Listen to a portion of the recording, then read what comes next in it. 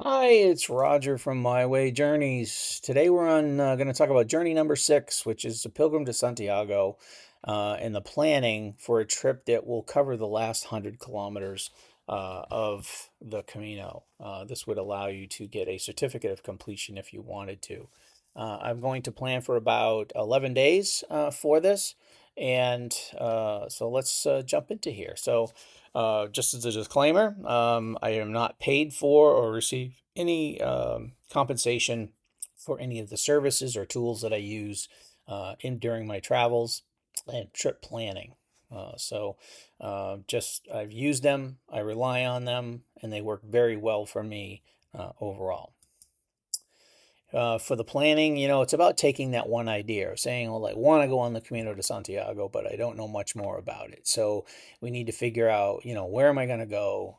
What's that destination? How much time I really may think I have based on doing the research? What do I want to see? What do I want to do while I'm on this trip? And then see, are there anything that could help me, either a full tour or just daily or a couple hour tour that may help me get the full experience of the location that I'm going to. Getting to the starting point, finishing point, depending on the type of trip I'm going to have, would mean whether I need accommodations or not. And that really is the first part of doing and having a journey, is to do the planning and then do the adventure and then kind of post seeing and reliving the trip over again and again as part of that whole ideation of saying that it is three things: planning, doing, and then reliving.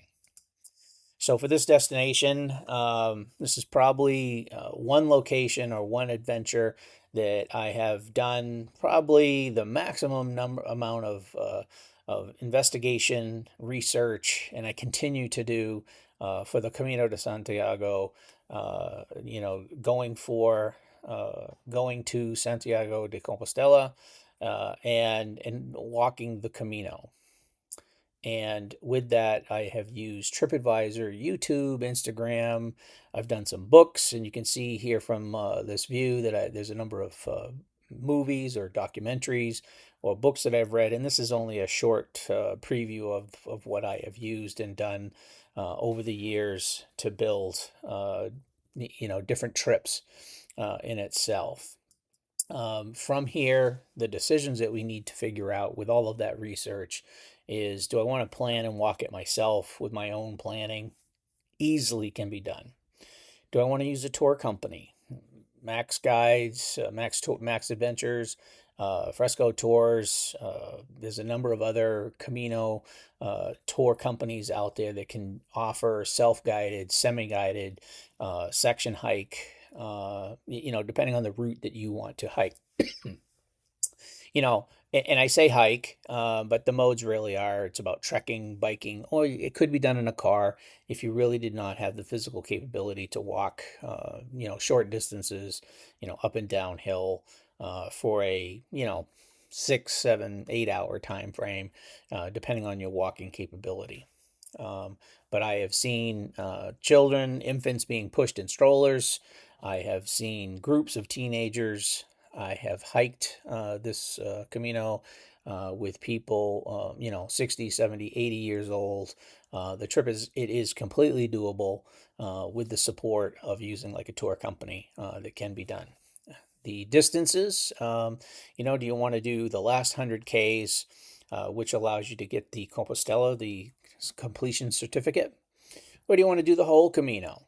Just in the whole Camino that I'm referring to is starting at the furthest point out. So whether it's the French way and starting in Saint-Jean-Pied-de-Port, or maybe extending it out further and starting in Le Puy in France. And those are a couple of the routes: the Del Norte, the Ingles, the Porto or the Portuguese route, the Andalusian, the Primitivo, or you can continue to go to Finisterre or start at Finisterre and do it all in reverse, or start at Muxia and do it in reverse, so to speak. And then there's the longer routes, which is the Via Francigena route in itself. From all that talk, you can pretty much tell that I've done this route several times in different ways. 2013, I did it as a as a family trip. Then I did it in 2015 as a group tour. And then in 2017, my son and I walked the entire French Way from Saint-Jean-Pied-de-Port to Muxia and Finisterre. In 2019, I did a section of it with my wife. And then in 2023, kind of after COVID, I walked it solo. And I had the intent of walking the entire route. However, I did get an injury from something that happened to me on the Camino, and I needed to stop and come off. So, but I plan on returning and finishing, or going back and doing the whole route all over again. We'll just see how my adventures go. So my decisions for here was to go during the warmer summer months. So that could be June, July, August, September. Take about 11 days for the trip. I'm going to use a tour service with prearranged accommodations, all the meals included, and the maps of showing you how to get from one at the start of each day, kind of where you're starting, where you're finishing, to do the entire route yourself. The tour budget was for two people, so it was going to be about $8,000. Excuse me. And that's about 4,000. It's $4,000 a person, and that could sound like a lot, but when you factor in the support, the transportation, during the trip, the all your meals and accommodations, it is very much a great price for what the services are being provided, with some guidance and some history. So it is a great offer that for this trip I'm picking. It does not. I would need to include flights and transfers to get me to the starting point and from the end point. The trade-off was the short amount of days. It does mean you need to walk about 15 to 24 kilometers per day of trekking to do the complete 100 kilometers, or the last 160 kilometers, depending on where you start. We're going to start a little before the 100, so there's about 160. Cautions, I really don't note any, but if I were to say one, you need to, take into consideration that A, it could rain, two, it could be very sunny, and it could be very hot. I've walked it when it was in the 70s, 80s, 90s, and when it got above 100. You really have to augment your walking schedule to start earlier in the morning to do that. I did select Fresco Tours for this trip. Very an awesome company, very supportive in the planning phases, and they're all throughout the entire Camino, because we're going to do the guided tour option that you can see I have selected here, which is the 11 days, 10 nights with baggage transfers, support vehicle, 2 trail guides, and a support person that's there. So that's all your meals and accommodations included in here. I needed to coordinate all the end and starting transfers, as I stated, but the price was very, very much in line. As I said, the transfers, if we're just going to use the tour guide service, then we're going to need to get to Madrid, and then from Madrid to Lyon, the starting point. And you could do that via bus service, train service. To do that, I opted to use a transfer service, which meant I had a guide a driver pick me up at the airport, and he drove me to Lyon. A little more expensive, but it allowed me to come in on the time schedule, not sit and wait for a train to get to where I needed to go, or getting as close to a direct train as you can, so you kind of get from point A to point B, your starting point. The vehicle really worked best for me. If you are going to do this yourself, I picked a starting point for this as La Fava. And so that meant I needed to get, after I spent time in Lyon, to get to La Fava as a starting point to start walking the Camino. As I've said in some of my other journeys, if you've followed me so far, I do use Wonderlog as a way to research points of interest, to know their hours of operation and any cost that may be there. And then I can see them on the map and say, oh, on this day, I'm going to see these. I have the opportunity to see these points that maybe aren't part of the tour or what I was planning to walk. So it gives me all the points to know what I'm going to see on a daily basis. So very helpful tool. So here's the route. I kind of show A to B gets me from the airport to Lyon, and then B to C gets me to La Faba.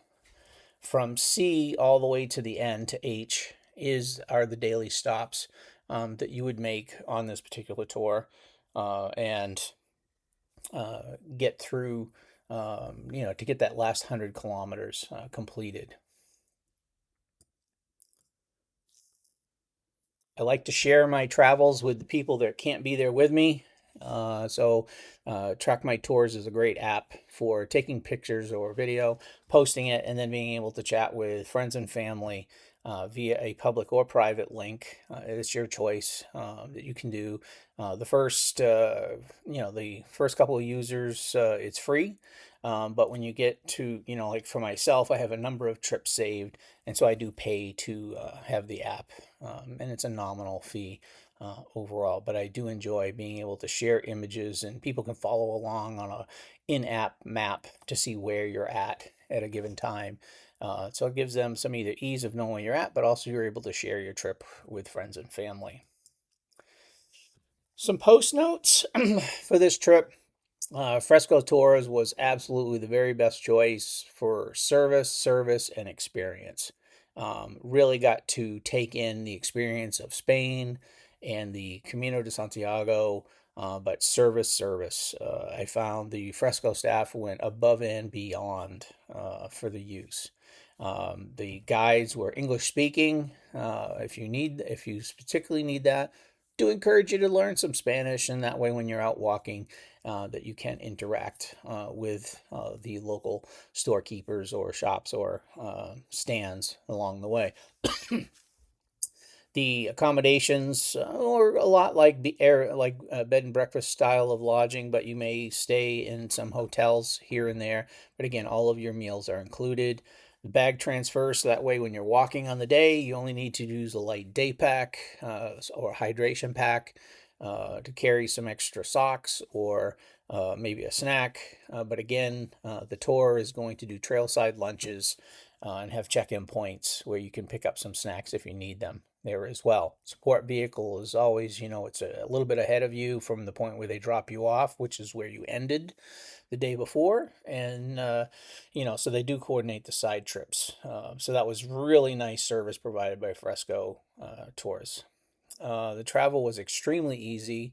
Speaking some Spanish, very much welcome, but many of the locals speak English, broken English, so you can get away with interacting locally. Try the local foods. Try it all.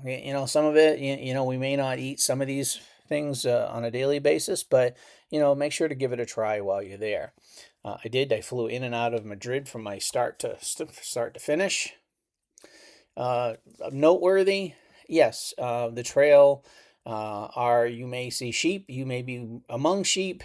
You may be standing on the trail side while the farmers herd their cows in for milking. But you will see some animals while you're there. Trekking poles, really can't say enough about trekking poles that are helpful. Even if you think you're, young person, you don't need them. They will improve your walking capabilities overall by having the trekking poles. As I mentioned, the day pack or hydration pack, really helpful to stay hydrated as you're along the way, to carry some water or some snacks if you need, or change of socks, throughout the day, or a light raincoat should you need a poncho or something like that. Plan your gear for layers, cool, rain, heat, wind. You may see it all. You may see it all in a day. Or you may not see any of it other than just a nice temperature. The weather was predicted, to be hot and sunny. I planned accordingly. I didn't take much as far as fleece and heavy wear. The tour provided trailside lunches, a real bonus. You really get to sample the local foods and simplicity, and to be thankful for those trailside lunches in itself. Be social with the fellow trekkers and other pilgrims. Meet the people. The Camino has been here for hundreds and hundreds of years, and just meeting the other people is part of the experience. So make sure to take that time and do that.